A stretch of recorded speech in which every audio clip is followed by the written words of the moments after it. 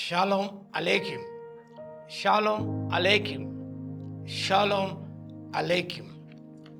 Fourth gate, the gate of prison. It's called prison gate. Nehemiah గ్రంథము 12వ అధ్యాయము 39వ వచనం. బందీగృహము గుమ్మములో నిలిచిరి. The prison gate symbolizes spiritual surrender or to become a devoted prisoner of Christ. దేవుని సంపూర్ణంగా సమర్పించుకొనుట. అపోస్తలుడు పౌలు చెప్పిన విధముగా నేను క్రీస్తు ఖైదీని అంటారు. ఆమె ప్రిజనర్ ఆఫ్ క్రైస్ట్. ఇంకా సంపూర్ణముగా ఆయన యొక్క ఆధీనంలో ఉంచబడిన వ్యక్తిని, సంపూర్ణంగా ఆయన లోబడిన వ్యక్తిని, సంపూర్ణంగా ఆయన సంరక్షణలో ఉంచబడిన వ్యక్తిని అపోస్తలుడు పౌలు గ్రహించాడు. ఒకప్పుడు మనం ఆత్మ చెరలో ఉన్నాం, సైతానం చెరలో ఉన్నాం. ఆయన కృప ద్వారా సైతానం చెర నుండి విడిపించబడ్డాం.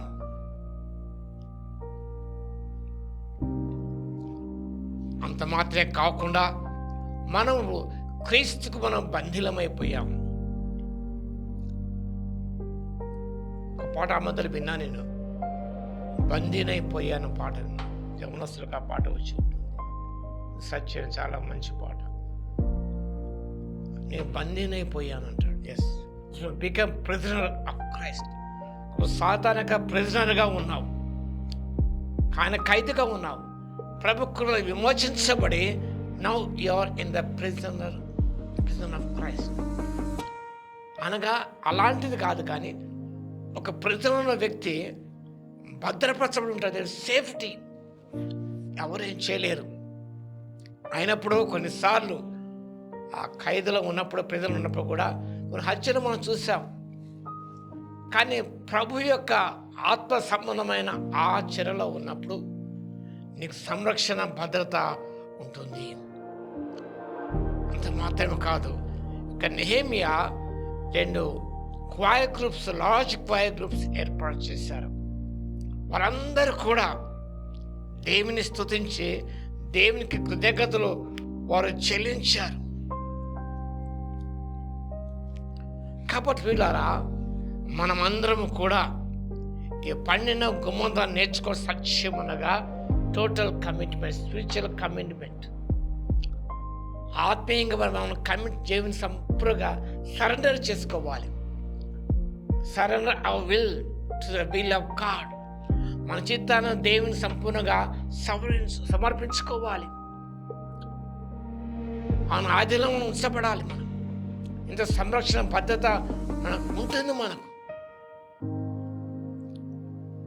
ఆ ప్రభువు నిజముగా మనకు ఆత్మీయ స్వేచ్ఛ అనుగ్రహించాడు. అయినప్పుడు కూడా must be under the control of God. దేవుని యొక్క ఆధీనంలో మనం ఉంచబడి ఉండాలి. మనం దేవుని యొక్క సన్నిధిలోకి వచ్చాం. మనం ఆయన సన్నిధిలో భద్రత, క్షేమం అనుకున్నది గమనించినప్పుడు ఈ యొక్క ప్రిజన్ గేట్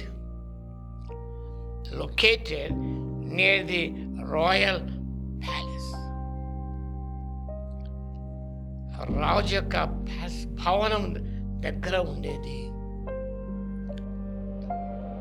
ఆత్మీయమైన రాజు ప్రభు అయిన యేసుక్రీస్తు ఆయన దగ్గరలో మనం ఉన్నప్పుడు నిజముగా మనకు క్షేమం, భద్రత ఉంటుంది. అంత మాత్రమే కాదు, దేవుడు చేసిన మేళ్ళని జ్ఞాపకం చేసుకోవటం, ఆయన స్తుతించి మనం ఆయనకు కృతజ్ఞత స్తుతులు మనం చెల్లించాలని దేవుని వాక్యం సెలవిస్తుంది. Gate of the God. ఇందులో మనం ఉంటే నిజంగా సురక్షితంగా మనం ఉంటాం. అలా సురక్షితంగా ఉండటానికి, ప్రభుకు సమర్పించుకొని ఆయన యొక్క ఖైదీగా మారిపోవడానికి పరిశుద్ధాత్మ దేవుని శక్తి మనకు దయచేయను గాక. ఆమేన్. స్తుతికి పాత్ర మహోన్నతుల మీకు వందనాలు, స్తుతి స్తోత్రాలు తండ్రి. మా జీవితం సంపూర్ణంగా మీకు లోబర్చుకొని ప్రభువా, మీ ఖైదీగా మేము మారిపోవడానికి, మీ ద్వారా ఆత్మీయ భద్రత, స్వేచ్ఛను పొందుకోవడానికి కృపని మగలందుకు మీ స్తుతి స్తోత్రాలు. మీ కార్యాలను జ్ఞాపకం చేసుకుంటూ సాతాను చెర నుండి ప్రభు విడిపించారు ప్రభువా, విముక్తి ప్రసాదించారు తండ్రి. మీ స్తోత్రాలు. మీ సంరక్షణలో మేము ఉన్నాం ప్రభువా. మీకే స్తుతి స్తోత్రాలు చెల్లించుకుంటూ యేసుక్రీస్తు పరిశుద్ధ నామములో ప్రార్థించి వేడుకొస్తున్నాను తండ్రి. ఆమేన్.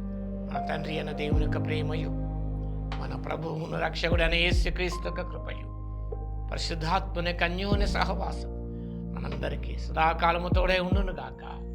ఆమేన్.